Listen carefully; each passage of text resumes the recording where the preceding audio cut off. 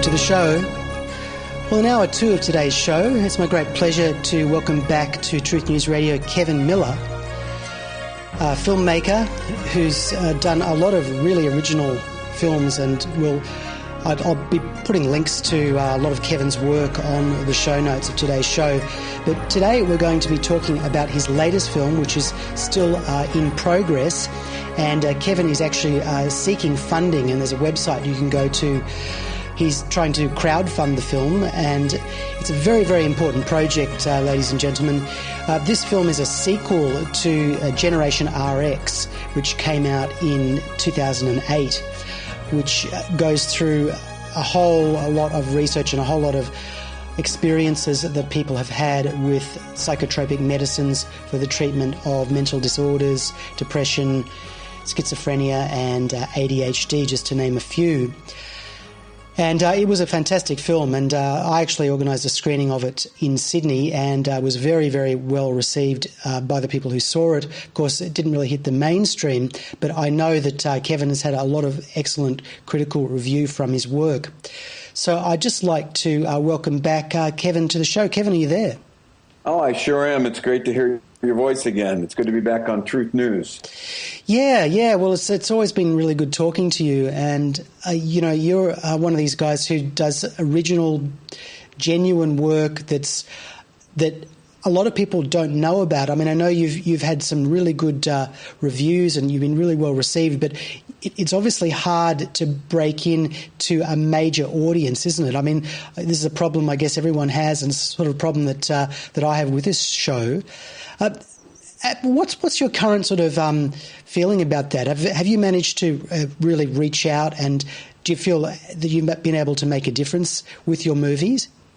Well, I think that there's a timing thing involved in most of this, as you well know. And certainly when Generation RX came out, and I was on the radio with you a number of times, a couple of years, probably three years ago or so, at the time, the film was way ahead of the curve, wasn't it? And while people had been talking about the topic to some degree, no one had really produced a film like Generation RX that rather calmly, if that's the right word, looked at all of the science and then just pointed it out to parents and educators and even lawmakers and you name it, and just said, hey, here's what science says about their, quote, science. So I was way ahead of the curve. As a matter of fact, what happened in the wake of the film was that there was a movement. I don't know if it was pharma funded or not, but there was a movement in universities where they started running all kinds of programs called Generation RX. How interesting. And yeah, it really was. And so that program, of course, is against prescription drug abuse, usually for every other drug mentioned other than psychiatric medications, which is also interesting. But, we were way ahead of the curve, and I remember, doing an interview on National Public Radio in the States directly after the film, and one of the first questions the man asked me was, so how does it feel to know that some people think your film is a fringe film? Yeah. And so I looked at him very seriously, and I said, well, if people think that telling taxpayers and citizens and moms and dads around the world that there was a 734% increase in the use of Ritalin over the period of 1990 to 1993, then I guess that's fringe. I said, unfortunately, we've shifted our weight, our balance away from caring for the patient, of course, and now it's run by a moneyed agenda that, as you noted, gets all of the coverage, and it leaves guys like you and I just, really, I guess, being forced to be more creative about how we put the word out and whatnot. Yeah, and just very determined as well. One thing I've noted over the years, for many years, the only prominent, materials that came out questioning the use of pharmaceuticals in the area of mental illness was, of course, Scientology. And, of course, they produce so many movies. They've had a whole lot of movies. And, of course, I don't want to judge Scientologists. I mean, I totally respect people's choices there. But the problem there is that I think that also has created a perception in some people's minds that this is associated with a particular kind of fringe ideology or cult-like religious movement. Have you come up against that at all? Oh, many, many, many times. As a matter of fact, when Generation RX first came out, I published on my blog and elsewhere a story just telling people that I'd been accused of that and would continue to be accused of it, and addressed it and said, well, I'm not sure if this is better in the eyes of some people, but I was raised a Catholic. So you could do with that what you will, too. But, yeah, I mean, I think that, for years, the defense of the pharmaceutical companies was that they were able to just say, oh, those people, those Scientologists, he's a Scientologist, and just brand you with that, with the hope that that broad brush would taint your work. And I think they were less successful in doing so with Generation RX than any other film. But as you say, CCHR and Church of Scientology, they're at least the wing of the Church of Scientology, the media wing. They put out films 1 or 2 a year. Yeah. And by the way, and for all of the people who are Scientologists who supported Generation RX or liked it because it was just a factually driven piece, thank you. But I do believe that actually the way that I presented things in Generation RX may have had some influence on some of the ways that they produce their media, because they seem to have backed off the gas pedal a little bit in the context of how the information is presented. It'll never be like a Kevin P. Miller film, but it will. I think that I have possibly even positively influence them in some way, shape, or form. Absolutely. I mean, I think like the strength of your film is that you let the information itself, which is so powerful, basically drive the film. And with a subject like this, you don't really have to add much to it, because the simple stories, the simple information is so powerful, and it's so it's really undeniable once you just look at it directly, isn't it? And this is what we find with the problem with the media. The problem with the way we get information is it's so packaged, and whether that might be through some agenda towards associating views with a lifestyle or an attitude to the world, or whether it's the propaganda of the pharmaceutical industry, we don't get to really just see the facts. Well, this is where I think, as I noted a few minutes ago, that I believe that perhaps my upcoming film, which will be released in early 2014, called Letters from Generation RX, I think that the timing is nearly perfect for it, because whether or not anyone would admit it, I do believe that because Generation RX had integrity, that people did listen, even if they didn't like the presentation of it. So, for example, a psychiatrist, I've talked to some very prominent psychiatrists, even people who were involved in the DSM-4, believe it or not, who are reasonable people, and they just said, well, you're just biased. And I said, no. I put on the very first line of the DVD cover that Generation RX tells the rest of the story. You guys had your day in the sun. You've had 20, 25 years worth of controlled media, where basically the news media was really just acting almost like, an entity that publishes press releases. And so I felt that it was important, particularly for parents and educators and legal officials and others, to know that, hey, we need the entire body of information if we're going to put young children on these meds. And so I do think that the timing is better this time around.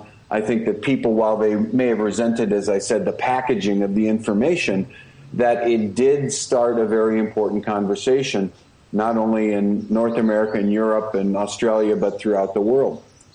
Yeah, I think also there's been a more general discussion of the overprescription of these drugs in the last decade compared to, say, the 90s, which seemed to be a decade where there was just no critical look at it at all.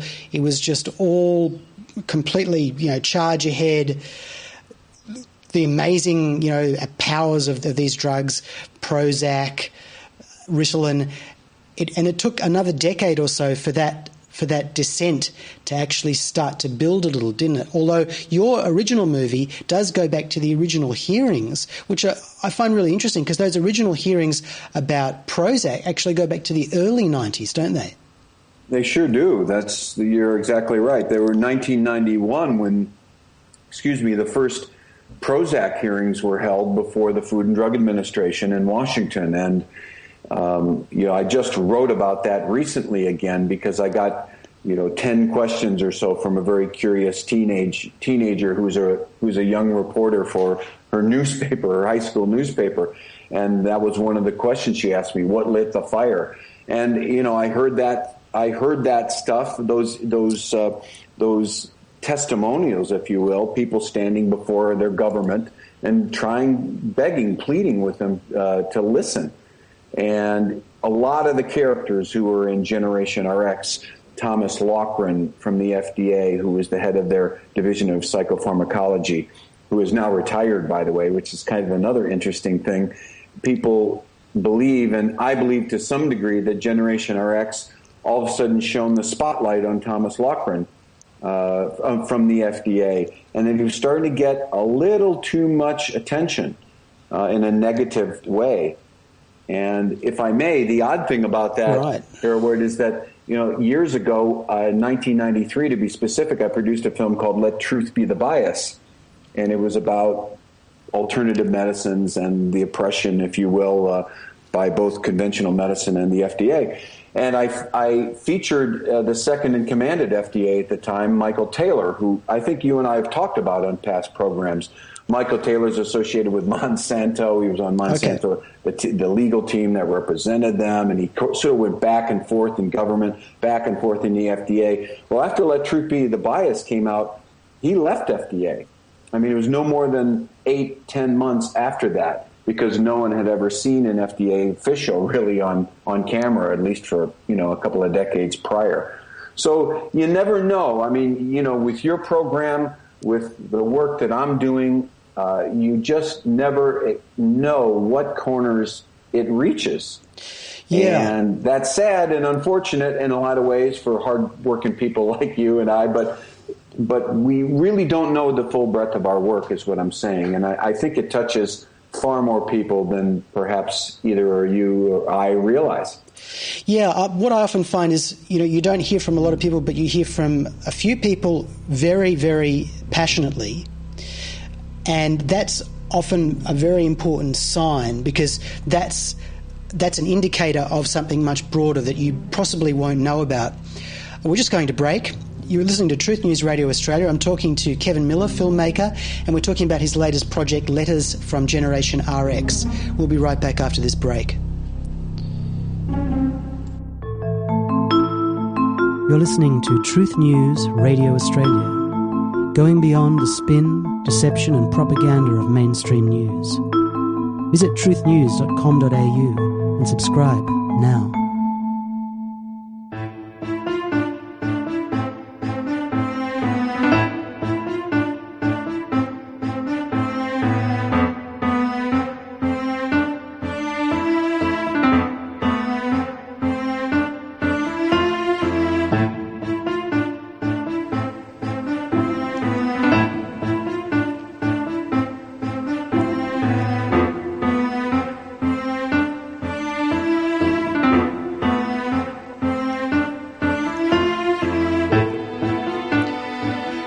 Welcome back. You're with Truth News Radio, and I'm with my guest Kevin P. Miller today, a filmmaker with a whole lot of work going back decades that he's done on subjects that are really important, subjects that are about finding the truth.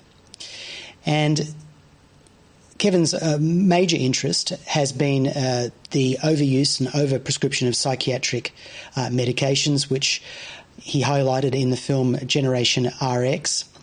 And there is a new film coming out called Letters from Generation RX, which is currently in progress. Kevin, you were talking there before the break about some of your earlier work looking into alternative medicines generally. And, of course, this is a very important sort of side to the story, because what we see, as well as this kind of huge wave of propaganda promoting big pharma solutions to medical problems generally, we also have a kind of a war against people's alternative ways of trying to heal themselves. And that cuts across every aspect of health. But what I've noticed in the last few years is the discussion on that has really picked up as well. And there are a lot more people now, and it's becoming much more politicized than it used to be. A few decades ago, it used to be, well, alternative health was, kind of accepted. It was, people did their thing, and the government and the corporations more or less left them alone. But it seemed that what's happened now, as maybe that's kind of seen to be more of a threat by them, but we've started to see much more government interference with people's alternative health choices. We've seen constant changes to the vaccine schedules and attempts to force families by all kinds of pressures, some of them legal, some of them kind of the colour of law, where they try to make people feel that they have to take certain medications or take certain vaccines.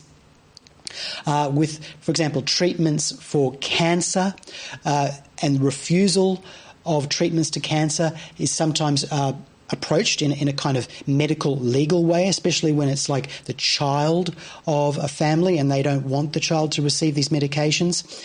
And we've also seen in Australia a really ruthless crackdown on people's attempts to promote alternative cancer cures. And there are some that I dare not even mention on this show, because by even mentioning it, you can have our equivalent of the FDA here, the Therapeutic Goods Administration, come down on you with their lawyers simply for mentioning it.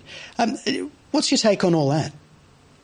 Well, before the break, we were talking about a film that I produced in 1993, Let Truth Be the Bias, and it actually won an International Film Award. And prior to that, I just stumbled onto this issue, and I had produced a film before that called The War Within, which was about race relations, and the one before that was on the homeless, particularly homeless vets, called The Promised Land, which, by the way, you can see online for free if you Google it.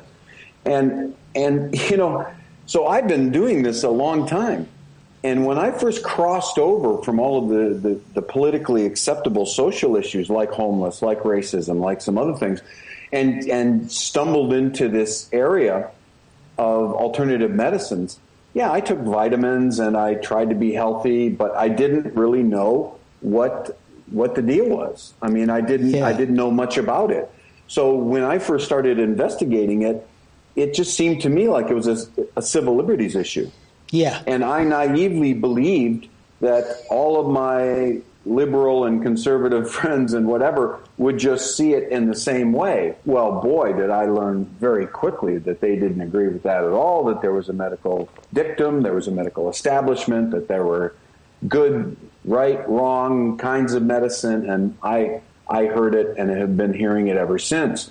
As you say, it's particularly ruthless in Australia, but it's certainly not limited to there.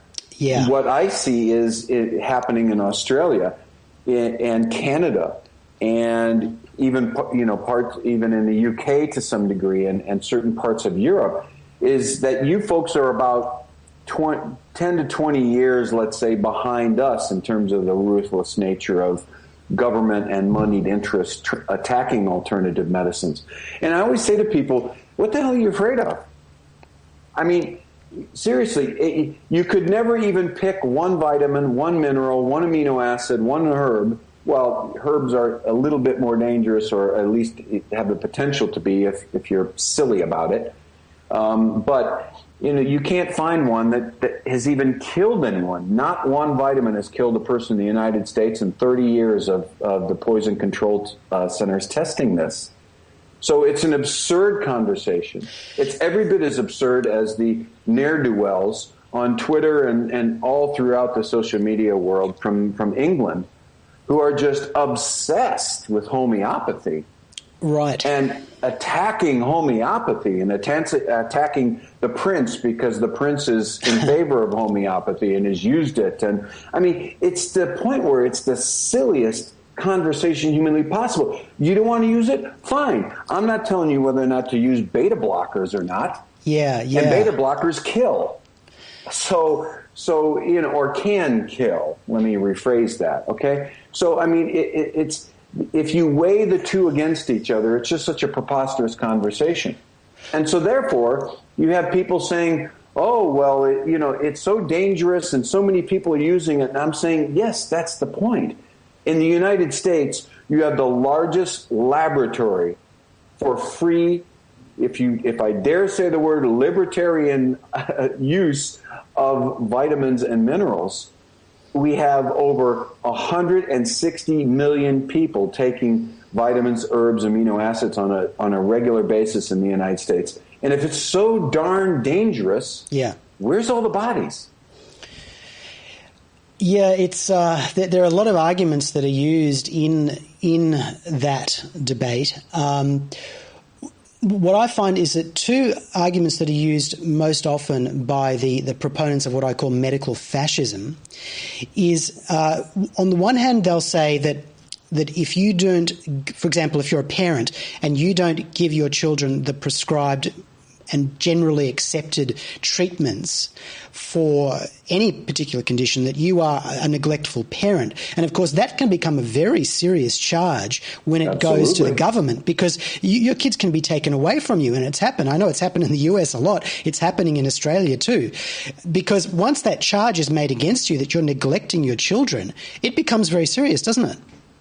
Oh, it's deadly serious. And here's the thing. I was actually asked by a woman in Australia who was a psychiatrist who was going through this very long, prolonged legal procedure. And they wanted to throw her in jail. And she wanted to introduce Generation RX as evidence. And the interesting thing about when you do produce something with integrity of the information, they don't have a place to attack you. And I would say to all my friends in Australia, of which there are many, that if you hear those nonsensical one-way arguments, the best thing to counter with is, well, Dr. Marcia Angell, who is the former editor of the New England Journal of Medicine, Dr. Irving Kirsch from England and Harvard, and scores of doctors around the world have come out and said that the science behind psychiatric medications, just to choose one area, the science behind those medicines is completely fraudulent. So you have Irving Kirsch, who was on 60 Minutes here in the United States, not Australia, coming out on TV and saying that he did a meta-analysis of all of the studies that have been run through the Food and Drug Administration.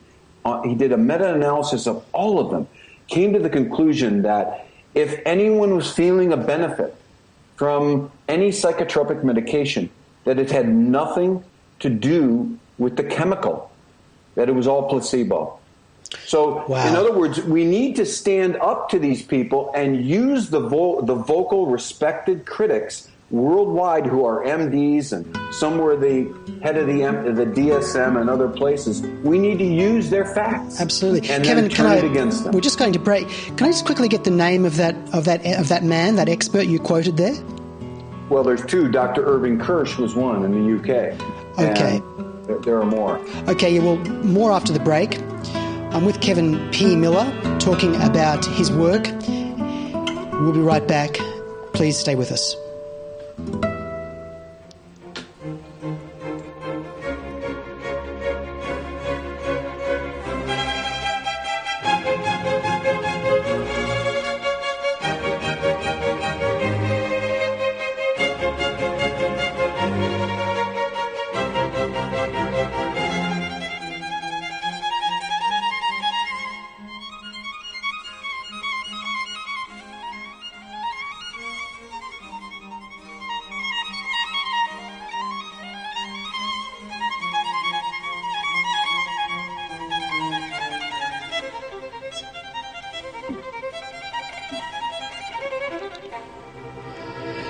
Hi, welcome back. You're with Truth News Radio. My guest today is Kevin P. Miller.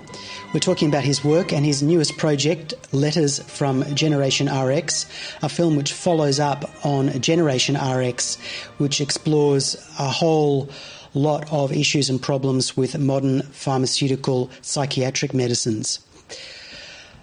Kevin, let's just continue there from where we were at the end of the last break. Now, the experts that you quoted there, one of them was from the UK. Can I just quickly get that name again?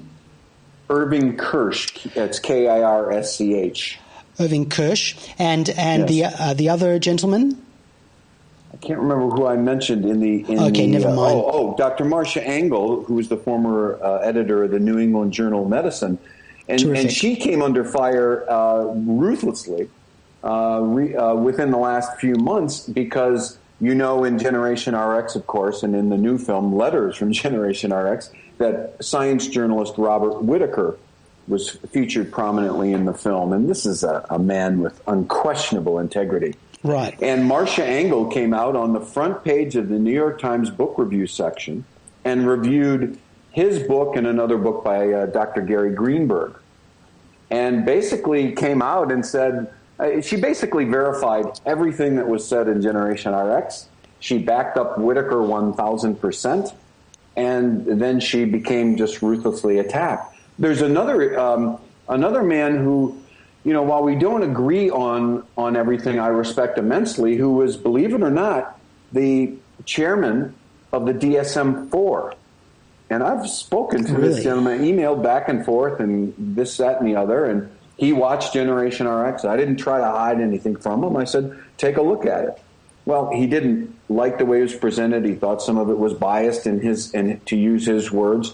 I disagreed, and but what he did is he wrote a book called Saving Normal, and even he, as the former head of the DSM-4, has been coming out very publicly across national and international media attacking the DSM-5, the new version. Because he wrote this book, and what he's saying is that we are overdiagnosing too many normal people. So he's trying to, quote, save normal. Now, he also believes that there are people around the world that should be getting these medications that aren't getting them, et cetera, et cetera, et cetera. But he's a reasonable man. He's a moderate man. And here you have, so one conversation that he and I were having back and forth was like, look, now you know what it feels like? When I came out with Generation RX, you can imagine how I was attacked. I said, you were the head of the pyramid. And now look at how ruthlessly they are attacking you for just trying to, quote, save normal, end quote. So this is some of what needs to be put forth in Australia and elsewhere, and use these highly credible and respected individuals as fodder to tell the government this is not acceptable. It truly is not acceptable. And there is a big change coming. And there's a lot of things in my upcoming film that are going to blow the roof off in terms of certain kinds of cures that have been held back and things that are, very accessible and safe. And there is a change in the wind. I truly, truly believe that. Wow, that's fantastic. Look, let's start talking about the new film. What is the format of the film? Does it? You've said it says here on the page on Letters from Generation RX.com that there's interviews with researchers and experts. Is that? Absolutely, yes. I mean, in some ways, it followed the same pattern of Generation RX did. In the context of Generation RX, people were astonished because I was able to actually get these very highbrow researchers and academics and medical doctors to sit down and do an interview with me. Yeah. Well, it's no different now. For this film, I've been blessed to get people who are going to... Let's put it this way. People in the medical establishment will be shocked when they see some of the individuals sitting across from me. And, really? I think that that's the root of something very important, that we are reaching a time when people do want to deal with this emerging problem that they see that has become a huge problem. I mean, you can't slough it off anymore. You can't say that there aren't deaths, that there aren't repercussions for choices. There clearly are. And kids and adults and people all over the world are being harmed. I don't think there's any question about that anymore, no matter how they try to sweep it under the rug. Well, they've had to change the warnings on some of the leaflets for these medications, haven't they? And the information that they now put on some of the antidepressant drugs was known back decades ago, but it's only in the last few years that they've put that into the advisory notes. Can you speak to that at all? Well, sure. I mean, a lot of that was covered in Generation RX, as a matter of fact. I mean, of course, when you mentioned the 1991 hearings before the FDA about Prozac, that was the first time when people were publicly coming out and saying this. But, I revealed evidence in my prior film that proves. I mean, it's not conjecture. I don't put conjecture in a film like this. It was proven fact. I got a hold of legal documents, and, they proved that the FDA was basically helping the drug companies cover up the side effects. As much as anything, they were almost saying, well, how do we deal with this in a public relations sense? So the first part of the conversation wasn't about how can we get the word out to protect people. It was how do we address this if this comes out? Yeah, sort of PR. How do we handle this from a PR perspective? That's always their approach, isn't it? Yeah. It's been admitted, for example, that SSRIs increase suicide risk now. I mean, that's officially admitted, isn't it, for people under a certain age? They've actually acknowledged that?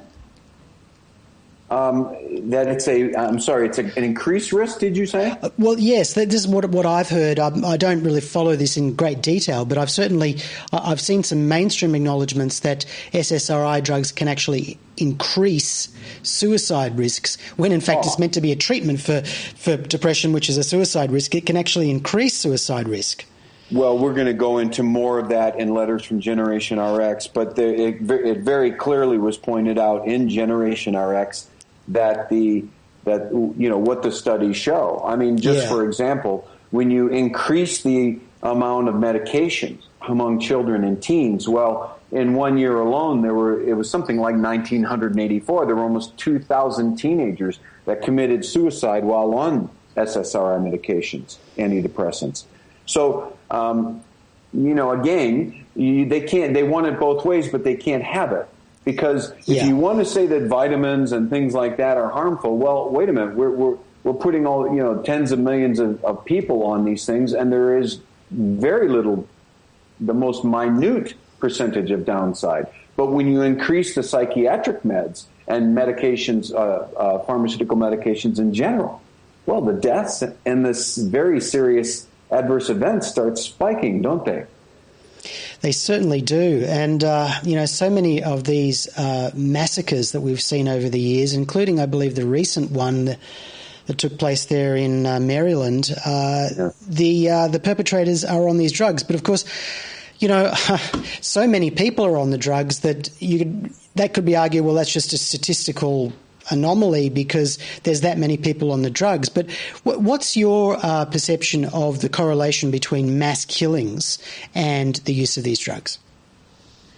Well, one thing that, as you know, that we've talked about in past shows is that I always believe that it's the most wise to give information that is proven information. Indeed. And, ever since the days of Columbine, when they sealed the records, we knew that one of the boys, for example, was on a psychotropic medication.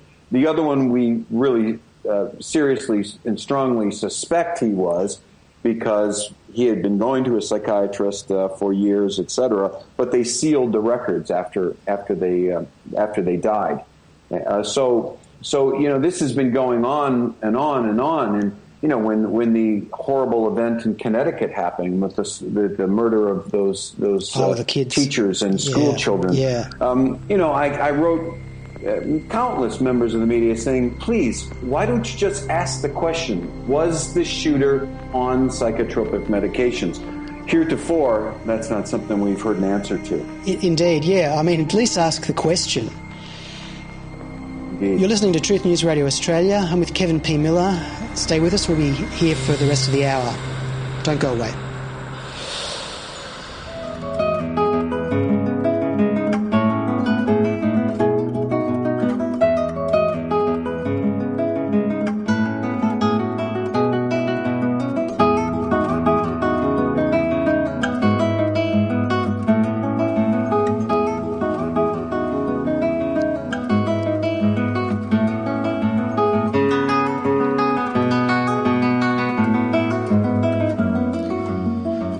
Welcome back. You're with Truth News Radio, and I'm talking to Kevin P. Miller, and we're going through his new film. We're also just talking generally about the substantive problem here with psychiatric medications, particularly antidepressants. Well, that's what we've been focusing on. There's a lot more I'd like to talk about, but I'd want to just stay on antidepressants for a bit, because I just want to give you my hypothesis, Kevin, as to why these medications can lead to violence in the way they do. And feel free to jump in and correct me if you think I'm wrong. But the way I understand it is that one of the effects of the SSRI drugs is that they work on the frontal cortex. We know that, and they actually can disinhibit. They actually work on the neural pathways which are associated with the inhibitions that we all have, which are in many ways essential to the functioning of civilization. But when those inhibitions are excessive, people can feel very constrained, and that can actually be what people called being depressed, being extremely inhibited, being unable to express oneself, being unable to experience great joy, great feelings of your human potential being able to be expressed. It is perhaps a symptom of depression itself. And the people who've responded well to these drugs have felt that when they take these drugs, they feel better, they feel more free, they feel, I would say, disinhibited. But then one of the problems with being disinhibited is it can also free malignant, aggressive impulses, which are not the sort of things that are in any way conducive to human happiness, to the self-realization, discovery of your potential as a human being, that they are chemical disinhibitions which perhaps open up some aspects of a person's subconscious, feelings that are deeply buried, that suddenly burst out in acts of extreme aggression, sometimes against oneself, sometimes against others. But the problem here is that the chemical approach to it is just so crude and doesn't even touch on the underlying, I guess, concerns that may be psychological or spiritual inside a person. Sorry if that was going a little bit too deep. No, I think there. I think it's wonderfully stated. And the fact of the matter is, as you alluded to earlier, is that, when you're talking about SSRIs, you're talking about an increased suicide risk. There is no wiggle room. Yeah. People can say that the answer, they always have pet answers, and the answer that comes forth is, well, of course. They killed themselves. That person was depressed. Yeah. And of course, that's why they were on the meds, you dummy. They talk down to you and this kind of a thing. But the fact is, Lexapro, Effexor, Cymbalta, which now is being advertised in the U.S. on television for everything from joint pain for old people to a way to quit smoking again. Incredible. That's why we got rid of that with Prozac back in the 90s. Wellbutrin, these are all suicide risks. And I think that, when you point out the symptoms that you're talking about and the effects it has on the brain, it's, the other thing that you hear an awful lot is that it just made me feel nothing. So in other words, somebody could come up and slap you in the face and you would just be, who cares? Or they just don't feel anything. So, like, I ask the question when I give speeches sometimes. Yeah. There's a beautiful little girl named Candace Downing in Generation RX. You may recall her story. And she hung herself. She had been put on an antidepressant for anxiety, of all things. She was having test anxiety. Yeah. And she hung herself an hour after sitting on her daddy's lap while watching Animal Planet on TV. Boy. So where does a little girl, let's everyone listening, just be honest. Where does a little 11-year-old girl get the idea after watching Animal Planet with Daddy, and laughing and hugging and whatever, and going in the garage, getting a strong rope, methodically tying a noose that she had never, ever done anything like that in her life, putting it over the beam in the garage, and hang herself. Now, this story is only as frightening, perhaps, to some people because it's an 11-year-old girl. Yeah. But guess what? When you interview as many people as I have, when you go through the court records from lawsuits throughout the world, you find that it's nearly an identical story that is told over and over and over again about how these people kill themselves and why. There's something almost robotic about it as well, isn't there? I often heard that word used. When these people, it's like they're not human anymore. They're acting out in some kind of weird mechanical way, and yet what they're doing is horrific. It's really hard to understand it. Well, let me tell you, in the new film, there are some, this is a different kind of a journey in this film because we are going from darkness, if you will, to light. I mean, there's still tragic stories in my film, but there's stories of a lot of people and how they became well after this crashing into this brick wall called antidepressant use. Sure. But there was a man named, I won't give his name right now, but he's from Canada, whom I interviewed. And he is the most loving father. I interviewed his daughter, and we spoke for hours. And, he had a son, and his son was a BMX biker. And like a dutiful dad, I've done the same thing with my kids in different sports and whatever. Like a dutiful dad, He would drive with his son all over Canada, and they'd go to these events, and they'd have a blast together, and his son would compete in these. He was a 13-year-old boy, maybe not even quite that old. And in the middle of the night, one night in a remote Holiday Inn somewhere, he choked his son to death. Oh, my God. And, I know this is hard for people to hear, but he was on Paxil, and they proved him insane, and they were calling it what in the U.S. is called temporary insanity, except that what happened in Canada that has never happened in the U.S. and maybe Australia is that they said in Canada that the temporary insanity was induced by the medication he was on. Wow, that's a landmark, isn't it? That is a blockbuster. Absolutely. And there's an identical case here in the United States where a man he killed his beautiful daughter. Same thing, dutiful father, blah, blah, blah. He's now in prison in North Carolina for life. And it's the exact same drug, the exact same reaction, the exact same tragedy. And, but this is how differently things are being interpreted from one North American nation to their southern neighbor. It's an absolute travesty. Yeah, because obviously the powers that be can't allow a finding like that to come through the courts because it would just open an avalanche.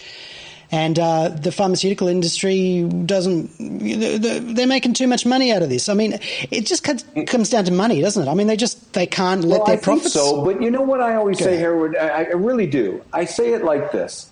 It's again, I want people to have medical freedom of choice. So I am not on a mission to remove, unlike, obviously the Scientologists and others, I am not on a mission to eliminate these drugs from the face of the earth. But where a film like Generation RX and my new film, Letters from Generation RX, come in is that you arm people with the information. And I have dear friends who are on antidepressants. And all we ever talk about is like, look, now that you've seen the film, now that you know I've been researching this for, well over a decade now, perhaps if someone was armed with the information that they could start getting crazy, suicidal, or violent thoughts, perhaps something will connect with them in their dissociative state. And they will say to themselves, oh, that's right. I heard that before. That's where these strange, violent thoughts are coming from. And they'll make the association and either find someone to get help or do something to change the course. Very, very interesting point. And one thing to note is that with frontal lobe brain damage, which some researchers have said that is actually what these drugs induce, is a form of frontal lobe brain damage, people's self-awareness is actually reduced. So one of the problems is your ability to be self-reflective is also reduced along with everything else. So that type of self-awareness might even be impossible or very, very difficult when you're on the drug. Kevin, we're almost out of time. Just a quick plug for your funding site and anything you'd like to say just about the new film. Well, I don't have the exact URL in front of me, but the website is called Indiegogo. That's INDIEGOGO, Indiegogo.com. And if you go there, just please search for Letters from Generation RX. And you could also obviously search Google in the same fashion. Always put, Kevin P. Miller in the search, and I'm sure it will come up. And we're excited about the campaign. It just started, and we've got another 43, 44 days or what have you to raise the money we need to finish the editing on the film. And once we're done, I'd like to be back with you, and I think you're going to see a very, very, very powerful statement on the role that these drugs are playing in people's lives today. And so I think that's probably a good way to end it for me. Great, thanks, Kevin. Yeah, I'd like to have you on again, not too far away from now. I'd like to have you on again to go through some of the other issues we didn't touch on today. But it'd be my great pleasure. Thank you. It would be great. Kevin, it's been really great talking to you today. I feel like we've managed to make a little bit of a difference. Absolutely. Well, that's the show from Truth News Radio. We'll be back next week. We'll see you then.